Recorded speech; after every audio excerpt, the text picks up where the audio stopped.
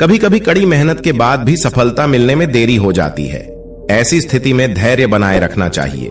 मेहनत तो सभी करते हैं, लेकिन सफलता कुछ ही लोग हासिल कर पाते हैं। कुछ लोग लक्ष्य हासिल होने से पहले ही रास्ता बदल लेते हैं, इसी वजह से सफल नहीं हो पाते हैं। इस संबंध में गौतम बुद्ध का एक कहानी प्रचलित है। इस कहानी में सुखी जीवन और सफलता पाने के सूत्र बताए गए हैं। अगर इन सूत्रों को जीवन में उतार लिया जाए तो हम कई परेशानियों से बच सकते हैं और अपने लक्ष्य तक पहुंच सकते हैं। प्राचीन समय की बात है। एक छोटे से गांव में एक सबल नाम का लड़का रहता था। सबल उस पूरे गांव में अपनी आलस्य और कामचोरी के लिए प्रसिद्ध था।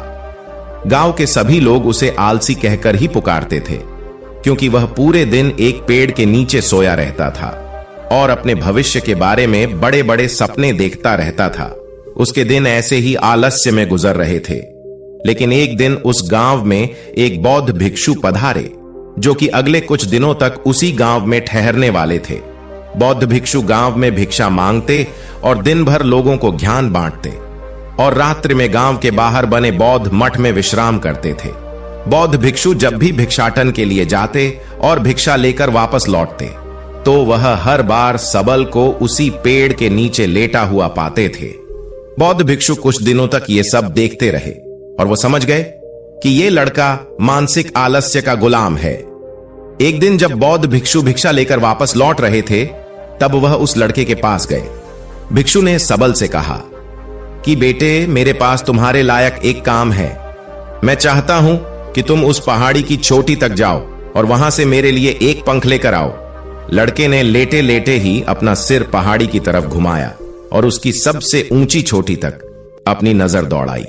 उसके बाद उसने बौद्ध भिक्षु की तरफ देखा और कहा, यह असंभव है, मैं उस पहाड़ी के शिखर तक नहीं जा सकता, मैं बहुत आलसी हूं। बौद्ध भिक्षु ने मुस्कुराते हुए कहा, अरे लेकिन मुझे जिस पंख की तलाश है वो इस पहाड़ी के शिखर पर भी नहीं मिलेगा। वह तो इस पहाड़ी के दूसरी तरफ एक गुफा के अंदर मिलेगा, जिसके लिए इस पहाड़ी के शिखर तक चढ़कर दूसरी तरफ नीचे उतरना होगा। लेकिन वह कोई साधारण पंख नहीं है। ऐसा पंख तुमने आज तक नहीं देखा होगा। वो एक बहुत ही दुर्लभ लेकिन सुंदर पंख है, जो अपनी रोशनी बिखेरता है। भिक्षु के इन बातों से उस सबल के अंदर उत्सुकता जागी।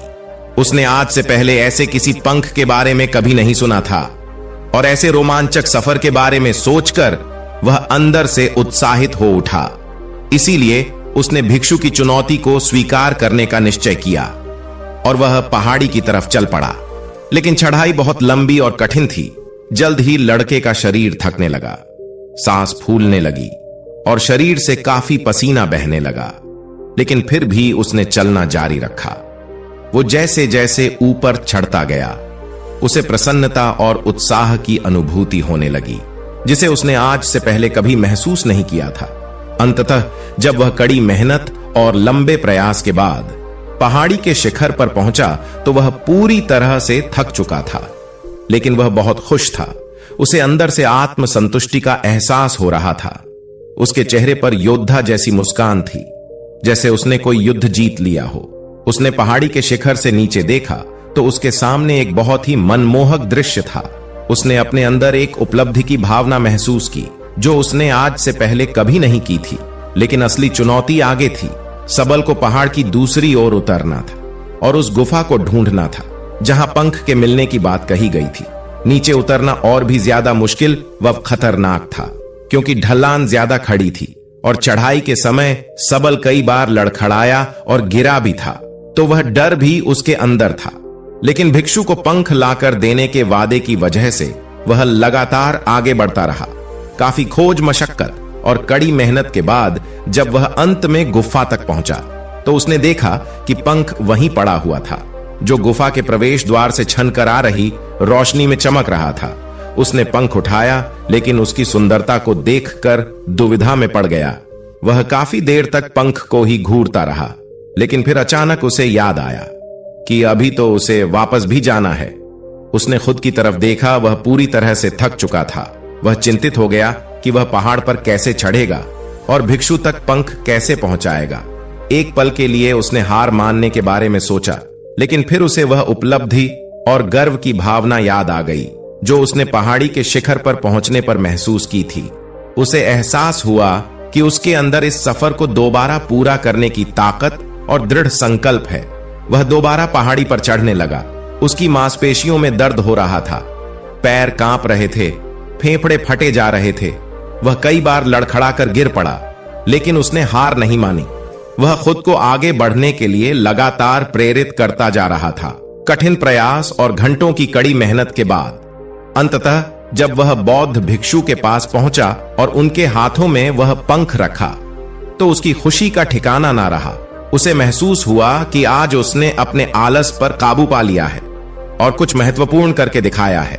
उसके चेहरे पर इतनी खुशी और संतुष्टि का भाव देखकर बौद्धिक इच्छा मुस्कुराई और बोली, बहुत बढ़िया मेरे बच्चे, आज तुमने जीवन का एक बहुत ही महत्वपूर्ण सबक सीखा है कि आलस से कोई ऐसी चीज नहीं है जिसे स्वीकार कर लिया जाए या सहन किया जाए।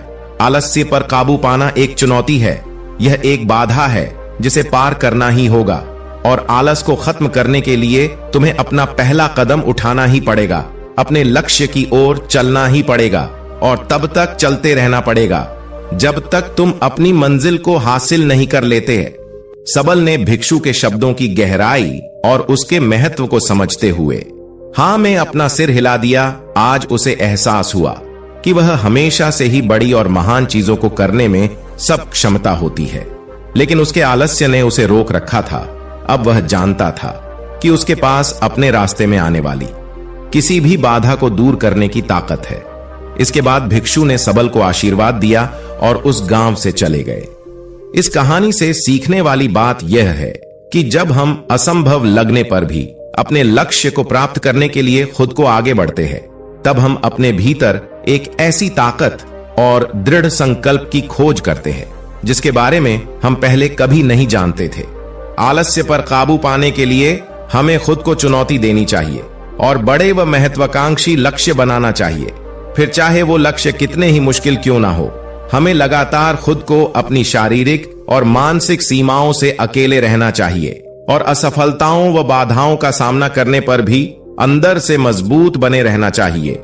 हमें अपने लिए एक नियम बनाकर और उस पर टिके रहकर अपने दैनिक आदतों और दिनचर्या में अनुशासन और निरंतरता भी विकसित करनी चाहिए। हम कुछ ऐसी अच्छी आदतें बना सकते हैं जो हमें मन न लगने पर भी ध्यान केंद्रित करने और क्रियाशील बने रहने में मदद करती है।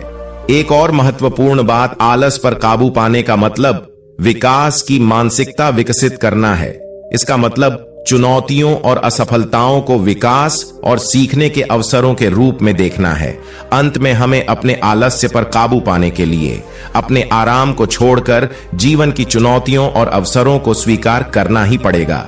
दोस्तों, अपने इस कहानी से क्या सीखा, हमें नीचे कमेंट बॉक्स में कमेंट करके जरूर बताएं। धन्यवाद।